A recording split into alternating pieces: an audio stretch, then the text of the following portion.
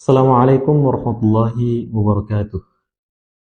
Innal hamdalillah nahmaduhu wa nasta'inuhu wa nastaghfir wa na'udzu billahi min shururi anfusina wa min sayyiati a'malina. May yahdihillahu fala mudilla lahu wa may yudlilhu fala hadiya lahu. Asyhadu an la ilaha illallah wa asyhadu anna Muhammadan 'abduhu wa rasuluh alladzi la nabiyya ba'd. Hadirin teman-teman yang saya hormati dan saya cintai, Eh, pada kesempatan ini kami akan menyampaikan satu hadis terkait dengan adab seseorang ketika mengucapkan sesuatu atau berucap itu. Tapi sebelum kami menyampaikan hadis ini, teman-teman mungkin pernah berjumpa gitu dengan orang yang berkata kasar atau pernah berjumpa dengan orang yang tidak bisa mengontrol ucapannya hingga dia mengucapkan kata-kata yang tidak baik. Ya kayak semisal mengucapkan kalimat wah anjing ini. Kayak semisal mengucapkan kata bangsat semisal kan. Nah, ini kan kata-kata yang tidak baik gitu. Nah, sebaliknya mungkin juga teman-teman pernah berjumpa dengan orang yang mampu menjaga lisannya yang sehingga dengan lisannya itu dia malah mendapatkan kebaikan. Ya, kayak semisal mengajak temannya untuk ikut sholat berjamaah atau mengajak temannya untuk ikut ngaji bareng semisal. Itu kan orang-orang yang mampu menjaga lisannya sehingga dengan lisannya itu dia mendapatkan pahala. Nah, kira-kira ada nggak gitu hadis yang eh, apa berkaitan dengan hal-hal seperti ini? Atau hadis yang bercerita tentang bagaimana seorang muslim seharusnya gitu, ketika berucap. Nah, ternyata teman-teman ada satu hadis Nabi yang beliau sampaikan. Hadis ini terdapat di dalam kitab Bukhari pada kitab Adabul Mufrad. Nanti teman-teman bisa cari sendiri. Rasulullah Shallallahu Alaihi Wasallam bersabda, "Man kana yu'minu billahi wal yawmil akhir, falyaqul khairan aw liyasmut." Nah, kata Nabi, barang siapa yang beriman kepada hari akhir, maka hendaklah dia berkata baik, aw liyasmut. Atau jika dia tidak mampu berkata baik, diam saja kata Nabi. Nah, kalau kita memahami hadis ini, kita perhatikan dulu ya teks daripada hadis ini.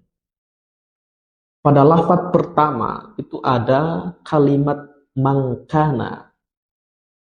Ini adalah huruf istifham gitu. Kata Nabi, barang siapa gitu. Nah, jadi kan Nabi bertanya gitu kepada kita semua yang Islam, barang siapa yang beriman kepada hari akhir, yang percaya dengan adanya hari akhir, falyaqul khairan aw liyasmut. Hendaklah dia berkata baik, atau jika dia tidak mampu berkata baik, diam saja kata Nabi. Nah, yang kedua yang bisa kita pahami daripada hadis ini adalah bahwa hadis ini menjelaskan tentang cirinya orang muslim itu adalah mereka yang mampu berkata baik. Yang kedua, cirinya seorang muslim itu adalah jika dia tidak mampu berkata baik, dia diam. Itu cirinya orang yang beriman. Nah, tapi kita ingin memahami hadis ini bukan hanya sebatas itu. Ada satu pertanyaan gitu yang harus kita jawab juga. Pertanyaannya adalah, kenapa Rasulullah Shallallahu Alaihi Wasallam mengaitkan antara ucapan dengan akhirat? Apa hubungan, apa korelasi antara akhirat dengan ucapan itu? Ini yang perlu kita bahas dan perlu kita jawab itu. Ternyata teman-teman yang saya hormati, kenapa Rasulullah Shallallahu Alaihi Wasallam mengaitkan antara ucapan dengan akhirat itu? Karena pada dasarnya orang itu banyak masuk ke dalam neraka dan banyak masuk ke dalam surga itu gara-gara ucapannya itu. Kalau dia tidak berkata baik, ya, mulutnya mengeluarkan kata-kata buruk, mengeluarkan kata-kata kasar, maka dia jatuhnya kepada neraka itu.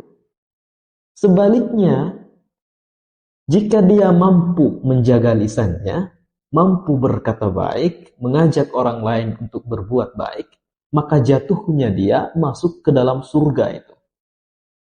Nah, jadi nangkep ya, kenapa kemudian Rasulullah Shallallahu Alaihi Wasallam mengaitkan antara ucapan dengan akhirat itu. Nah, karena orang yang percaya dengan akhirat akan mampu mengontrol dirinya itu untuk berkata baik. Atau jika dia tidak mampu berkata baik, dia diam itu. Nah, poinnya di situ. Nah, terus poin selanjutnya adalah bahwa setiap ucapan yang kita lontarkan, itu baik buruknya, itu akan dimintai pertanggungjawaban oleh Allah Subhanahu wa taala di akhirat kelak. Dan ini Allah tegaskan di dalam Al-Qur'an surah Qaf ayat ke-18. Nanti teman-teman bisa cari sendiri. Nah, poin selanjutnya daripada hadis ini yang dapat kita ambil adalah bahwa dengan ucapan itu orang bisa melakukan perselisihan itu. Nah, kenapa bisa? Kok bisa ucapan bisa membuat perselisihan? Teman-teman mungkin masih ingat itu dengan sejarah Aceh semisal. Di sana kan terkenal dengan orang muslimnya. Sampai dalam sejarah dikenal dengan Serambi Mekah. Karena saking banyaknya muslim di sana. Nah, ternyata pada saat penjajahan Belanda itu pernah hancur itu gara-gara ucapan itu. Kok bisa gitu ya? Nah, jadi ceritanya karena orang-orang Belanda itu takut Aceh bisa merdeka, maka dia melakukan adu domba. Nah, dalam sejarah kan kita mengenalnya dengan istilah teori belah bambu.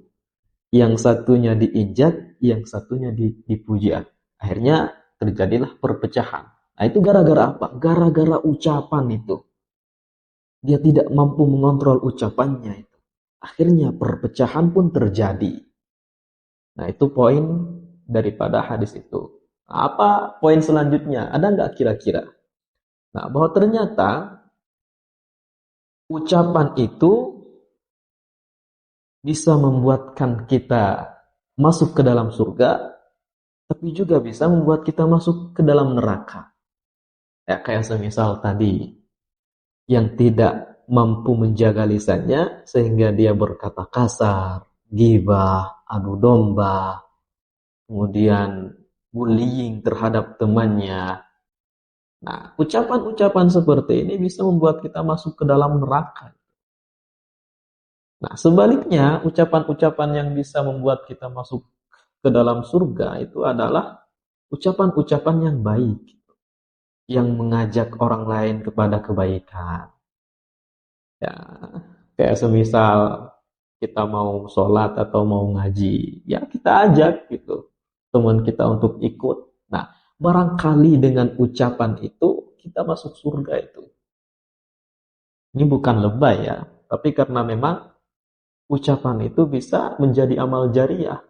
Orang ketika memberikan nasihat kepada orang lain, yang kemudian dengan nasihat yang ia berikan itu, orang itu berubah menjadi lebih baik, maka dia akan mendapatkan pahala jariah ini. Itu hebatnya orang yang mampu menjaga ucapannya. Nah, kita kembali kepada topik awal. Man kana yu'minu billahi wal yawmil akhir. Barang siapa, kata Nabi, yang percaya kepada hari akhir Falyaqul khairan aw liyasmut. Hendaklah dia berkata baik, atau jika dia tidak mampu berkata baik, aw liyasmut, dia diam saja gitu. Nah, ini kan hadis ini tunjukkan kepada mereka yang percaya dengan akhirat. Nah, maka sebelum kami tutup, ada satu pesan yang ingin kami sampaikan kepada teman-teman semua. Bahwa orang yang tidak percaya dengan akhirat, itu ibarat orang yang sedang mimpi. Dia tidak akan pernah tahu bahwa dirinya sedang bermimpi, kecuali dia bangun dari mimpinya. Maka orang yang tidak percaya dengan akhirat tidak akan pernah tahu bahwa akhirat itu ada kecuali dia bangkit dari kematiannya. Aqulu qouli hadza wa astaghfirullah li wa lakum. Wassalamualaikum warahmatullahi wabarakatuh.